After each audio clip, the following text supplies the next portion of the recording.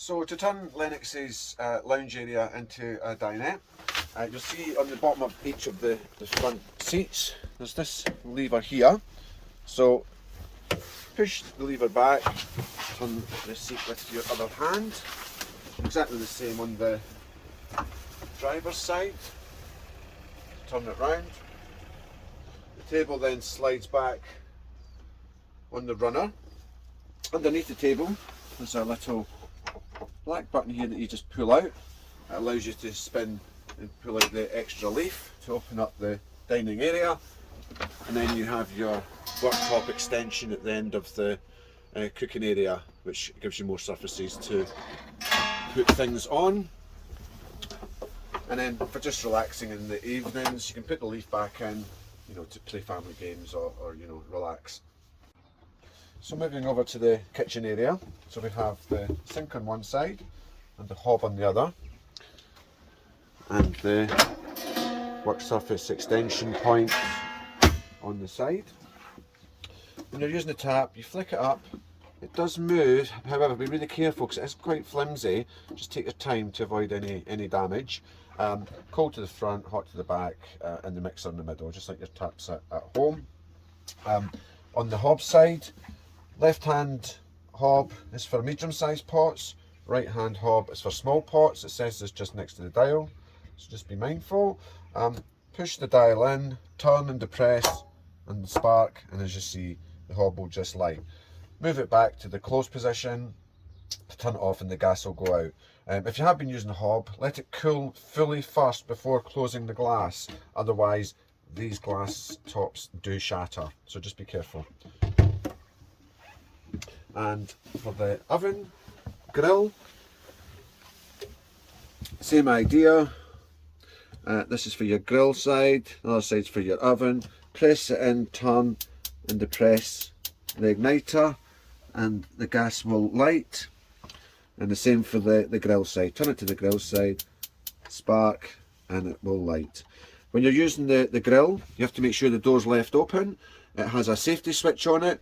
If you close it up, it'll cut the gas out. So just be mindful of that when you're grilling anything. And on the right hand side here is a temperature dial to show you how hot the oven has become.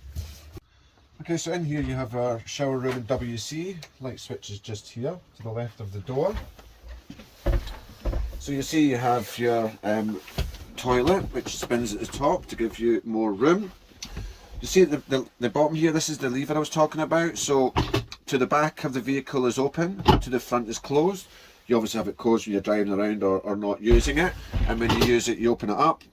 And also to empty the cassette, like I'd said earlier, you have to make sure it's in the closed position, otherwise you can't pull the cassette out. Your shower is just here. Your shower curtain is up on the side. Take it off the little grab point. There's a few little studs here. Put your stud in at the top and one at the middle. You do this from inside because once you're in the shower, you pull it round on the slider on the top, and then you have two stud points here as well to stop the water going down the back of this vanity unit and to stop the water coming out the door. The sink pops out. You pull the handle round. When you're driving, this is counterintuitive. When you're driving, you have the sink open. The reason for this is that if it's up closed and it hits a bad bump, it can drop it out and damage the hinges. So just make sure you're driving around with it closed, and when you stop, you can push it up out the way to give you more access in the toilet area. And then in here, you just have storage behind the vanity mirror. And for the shower, you just control it with a mixer tap. Again, not a long shower, more of a stopgap really. If you're at a campsite, you use the campsite showers. However, it is a good stopgap. You just have to turn the water on, wet yourself down, turn it off, soap yourself, and then rinse yourself off if you want the water still to be hot at the end of your shower. When you've used the toilet, with the pump on in the control panel, you press the button here and it flushes the toilet. The little green indicator at the left, that will slowly turn red as it fills up. However, when you've got the flap open, when the toilet's in use, you can also see that it's getting full and you should empty straight away. We always say to empty it is, if you're at a campsite, empty it before you leave the campsite rather than travelling around with the cassette full. Lennox fridge operation. There's a good sized fridge in Lennox. To open the door, press the little button on the right hand side of the top of the door. As you can see, it's a good sized fridge, decent freezer, pretty much the size of a single fridge freezer at home. Now to operate, you'll see on the left hand side dial here, this is the off position when it's not on. This is if you're at a campsite on electric hookup, the little plug icon. The battery icon is if you're driving from A to B. This is the cab battery, not the leisure. And if you're wilding, i.e. don't have access to a hookup, then you use the gas function. So for demonstration purposes, we'll move it on to gas because I don't have a hookup on at the moment. The right hand dial is your temperature. Now to ignite on the gas, you simply depress the temperature dial and press the igniter, and as you can probably hear there, it comes on straight away.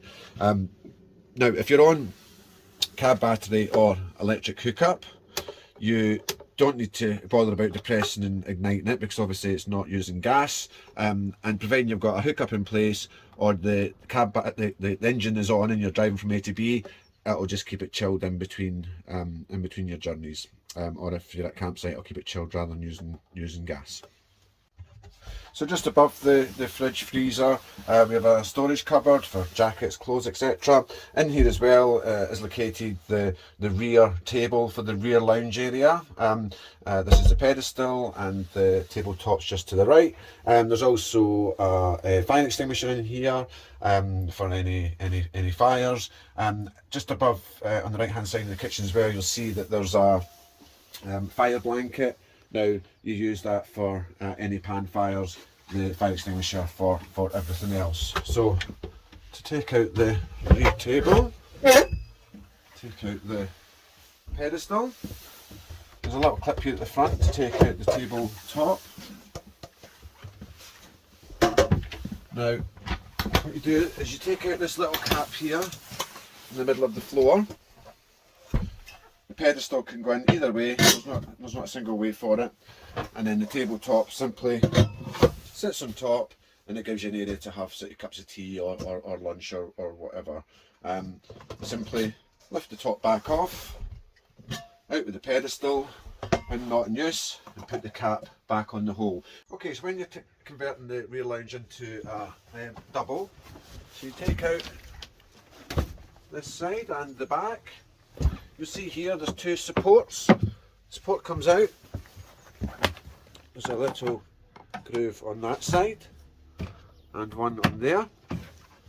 And the second one, the same, goes in the little support here and here. Now it's really important that you put these supports in, because if you don't, you will break the base of the bed. So it's really important that these go in, okay? And then your bottom support on this side slides out, same on this side to the middle, slide the base out,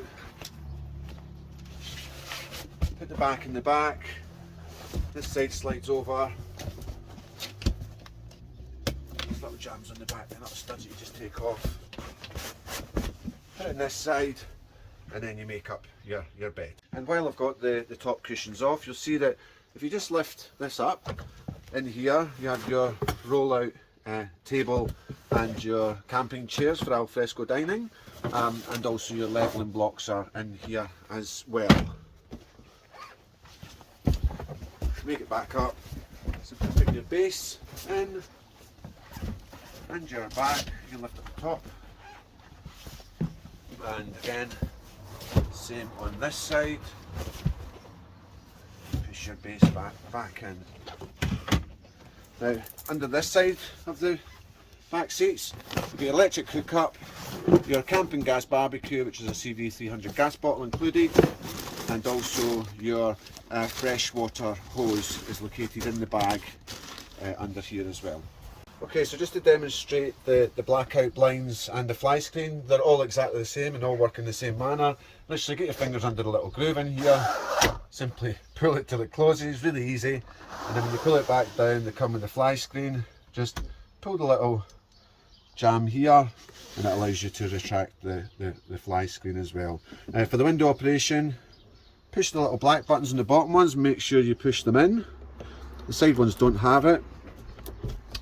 Push it open and use the jams up on the jam poles here to lock it in place, and then undo them to shut it again. Don't force them or it can damage the mechanism. And then make sure they're fully closed on the outside clip, not the middle, because then the wind can take it off when you're driving. So make sure they're closed to the inside, and the same applies to all the skylights and the windows. Make sure they're all closed when you're travelling, because the wind will break them and they're expensive to replace. And then up here as well you have your Avtex TV. It's a little bit at the top to undo it so you can move it to the desired position. I'll give you full instructions on how to use the TV when you collect the vehicle. So the bike rack operation and the rear doors. The bikes hold up to 40 kg. So one e-bike, one normal bike, two e-bikes generally too heavy. The heavy side of the bike goes to this side, so the seat side and back wheel, and the front wheels over onto this side. For the back doors, simply click and then pull the lever inside on the other door. Lovely for in the mornings, you know, nice sunny mornings, so you can sit and have your coffee and, you know, obviously look out the back doors. And your small access points into the under seat storage compartments, although they're definitely easier to access from above and then through the back of the seat.